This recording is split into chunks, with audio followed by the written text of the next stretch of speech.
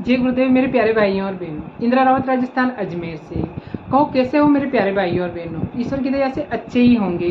प्यारे भाइयों और बहनों, एक बार एक पंडित जी थे जो कि अपने घर के अंदर जो भी चीज़ें बनती थी वो पहले मंदिर में जाके भगवान के भोग लगाते और उसके बाद में ही खुद खाते और परिवार को खाने के लिए देते।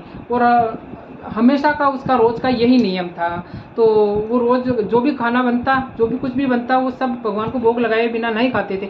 तो उसकी इस आदत से उसकी पत्नी बहुत ही ज़्यादा गुस्सा रहती थी और वो बोलती रहती थी कि ये क्या तुम्हारा नया नाटक लगा रखे हैं। भगवान जी कौन से ये खाना खाते हैं, कभी हम ही पहले खा लेंगे तो क्या होता है।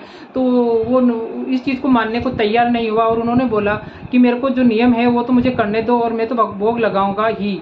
वो तो एक बार उनके घर में बहुत ही स्वादिष्ट लड्डू बने तो उसकी वाइफ ने बोला कि आज हम ये लड्डू को पहले ही खा लेते हैं। तो उसने बोला कि नहीं, ये नहीं हो सकता है। तो उसने बोला कि आप रोज़ खाना लेके जाते हो, रोज़ अच्छे अच्छे भोग लगाते हो, लेकिन भगवान जी खाते कहाँ हैं। तुम तो बस यूं ही उनको दिखा के वापस आ जाते हो। तो उनके दिल पे लग गई और उन्होंने थाल सजा के और मंदिर के अंदर वो लड्डू लेके गए और वहाँ पे सामने रख दिया और बोला कि भगवान जी आज तो मेरी इज्जत पे बात बन गई है, आपको भोग लगाना ही होगा। और उन्होंने थाल रख दिया और बैठे रहे। 15 मिनट, आधा घंटा, 1 घंटा, 2 घंटे बीत गए, लेकिन वो जो लड्डू थे वो यूं के यूं पड़े रहे।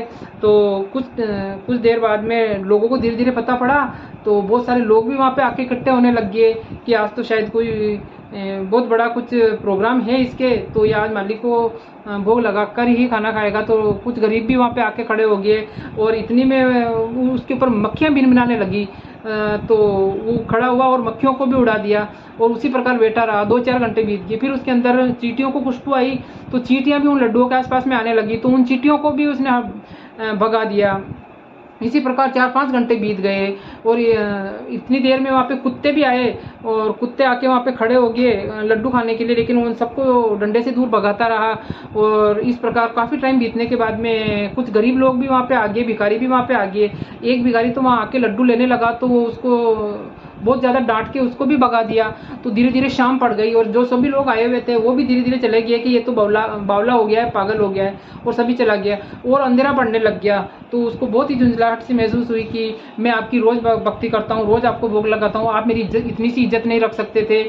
तो ऐसे करके वो बहुत परेशान हो गया और लास्ट में जब रात पड़ने लगी तो वो उठ के खड़ा हुआ और थाल को लेके बाहर निकलने लगा। और वहाँ पे आके उसने मंदिर की सीढ़ियों के बाहर में जो लड्डू थे वो वहाँ पे वहीं गिरा दिए और घर पे आ गया। उसने सोचा कि आज तो बहुत ही ताने सुनने को मिलेंगे। तो जैसे ही वो गए तो उसकी वाइफ ने बोला कि हाँ, खिला दिया भगवान जी को, अगर पहले हम ही खा लेते तो क्या हो जाता। ऐसे करके वो बहुत ही उदास मन से जाके सो गया। और जैसे ही वो सोया तो उसके सपने में भगवान जी आए और उसको बोले कि और बच्चे कैसे हो। तो वो थोड़ा सा गुस्से में ही था। तो उसने बोला कि भगवान जी आपने मेरी इज्जत भी नहीं रखी। तो उसने बोला कि बेटा मैं तो कब से तुम्हारे भोग लगाने के लिए व्याकुल था, लेकिन तुमने ही नहीं खाने दिया। क्योंकि जब मैं मक्खियों के रूप में आया तो भी मुझे भगा दिया, चींटियों के रूप में आया तो भी मुझे भगा दिया, बाद में कुत्ते के रूप में आया तो भी मुझे भगा दिया, भिखारी के रूप में आया तो भी मुझे भगा दिया, लेकिन बाद में जब तूने वहाँ पे गिराया तो मुझे मिट्टी के साथ ही तेरी प्रसाद को खाना पड़ा। तो ये सुनकर आदमी एकदम उठ के बैठ गया वो पंडित जी और सोचने लगा कि ये कैसे हुआ। तो उसको एकदम सारी बातें याद आई। उनको भगवान जी ऐसे बोल रहे थे कि इस धरती के कण कण में भगवान का निवास होता है। हर एक जीव के अंदर ईश्वर निवास करते हैं। किसी भी रूप में ईश्वर हमारे पास में आ सकते हैं और हमें यही सोच के चलना चाहिए कि इस धरती के ऊपर जितने भी इंसान हैं सबके अंदर ईश्वर की ही आत्मा होती है, क्योंकि हम ईश्वर और हम अलग नहीं होते हैं, हमारी एक ही आत्मा होती है। तो ईश्वर के ही सारे बनाए हुए जीव हैं। तो हमें इस प्रकार ईश्वर के ऊपर विश्वास रखना चाहिए और हर प्राणी के अंदर और हर जीव के अंदर ईश्वर को मानते हुए आगे बढ़ना चाहिए। तो प्यारे साथियों, आपको ये छोटी सी स्टोरी कैसी लगी, अच्छी लगी हो तो लाइक, कमेंट और शेयर कीजिए। नए आए हो तो मेरे चैनल को सब्सक्राइब कीजिए। इंदिरा मोटिवेशन के नाम से मेरा चैनल है और सब्सक्राइब कीजिए। जय गुरुदेव।